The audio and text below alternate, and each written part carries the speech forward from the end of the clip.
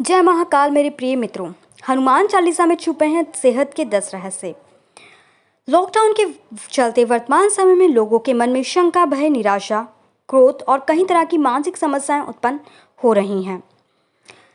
ऐसे में किस तरह हनुमान चालीसा का पाठ आपका फायदा कर सकता है, जानें सेहत के 10 रहस्य। आध्यात्मिक बल। कहते हैं कि आध्यात्मिक बल से ही आत्मिक बल प्राप्त होता है और आत्मिक बल से ही हम शारीरिक बल प्राप्त करके हर तरह के रोग से लड़कर उस पर विजय प्राप्त कर सकते हैं।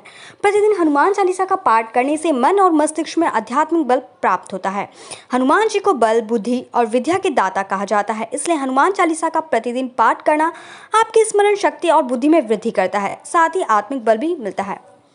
मनोबल बढ़ाती है हनुमान चालीसा। नित्य हनुमान चालीसा पढ़ने से पवित्रता की भावना का विकास होता है, हमारा मनोबल बढ़ता है। उल्लेखनीय है कि जनता कर्फ्यू के दौरान घंटी या ताली बजाना या लॉकडाउन के दौरान दीप जलाना, रोशनी करना, यह सभी व्यक्ति के निराश के अंधेरे से निकलकर मनोबल को बढ़ाने वाले ही उपाय थे।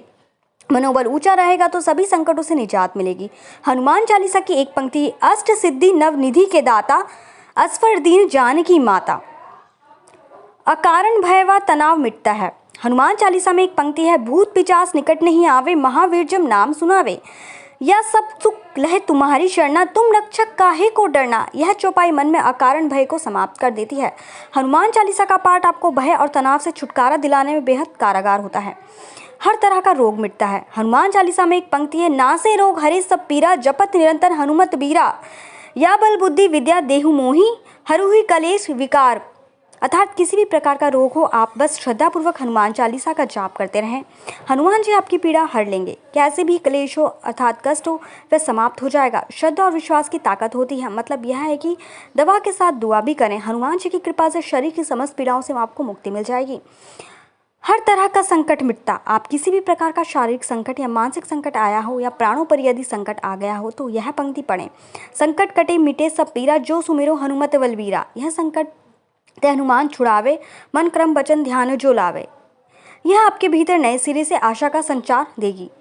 बंधन मुक्ति का उपाय। कहते हैं कि यदि आप नित्य 100 बार हनुमान चालीसा का पाठ करते हैं तो हर तरह के बंधन से मुक्त हो जाते हैं।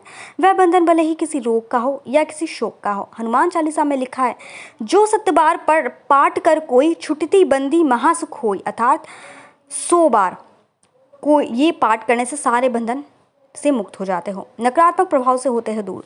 मान्यता है कि अनुसार निरंतर हनुमान चालीसा पढ़ने से हमारे घर, मन और शरीर से नकारात्मक ऊर्जा का निष्कासन हो जाता है। निरोगी और निश्चित रहने के लिए जीवन में सकारात्मकता की जरूरत है। सकारात्मक ऊर्जा मुक्ति के दीर्घजीवी बनाती है, ग्रहों के प्रभाव से होते हो दूर। ज्योतिषियों के अनुसार प्रत्येक ग्रह का शरीर पर भिन्न भिन्न असर होता है। जब उसका बुरा असर आता है तो उस ग्रह से संबंधित रोग होते हैं, जैसे सूर्य के कारण धड़कन का कम ज्यादा होना, शरीर का अकड़ जाना, शनि के कारण फेफड़े का सिकुड़ना, सांस लेने में तकलीफ होना, चंद्र के कारण मानसिक रोग आदि। इसी तरह सभी ग्रहों से उत्पन्न होते हैं। यदि पवित्र रहकर नियम पूर्वक हनुमान चालीसा पढ़ी जाए तो ग्रहों के पूरे प्रभाव से मुक्ति मिलती है। घर का कलह मिटता है। यदि परिवार में किसी भी प्रकार की कलह है तो कुछ समय बाद परिवार के सदस्य तनाव में रहने लगेंगे और धीरे धीरे उनके शारीरिक और मानसिक रोग घिर लेंगे। नित्य हनुमान चालीसा का पाठ करने से मन में शांति की स्थापना होती है, कलह मिटता है और घर में खुशनुमा माहौल निर्मित होता है। बुराइयों से दूर करती है हनुमान चालीसा। यदि आप नित्य हनुमान चालीसा का पाठ कर रहे हैं तो निश्चित ही आप धीरे धीरे स्वतः ही तरह तरह की बुराइयों से दूर होते जाएंगे, जैसे कुसंगत में रहकर नशा करना, पराई स्त्री पर नजर रखना, क्रोध, मोह, लोभ, ईर्ष्या, मात, काम जैसे मानसिक विकार को मानना।